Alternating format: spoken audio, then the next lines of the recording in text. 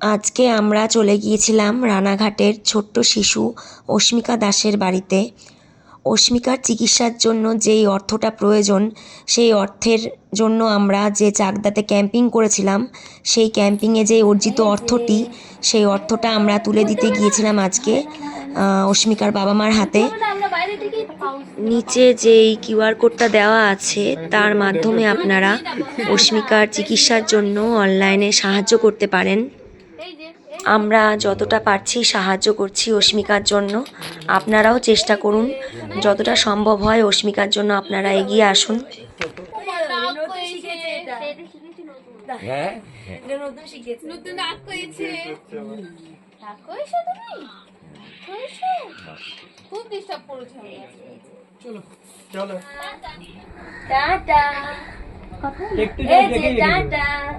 তুমি হাসি খুশি করো টাটা টাটা করো টাটা।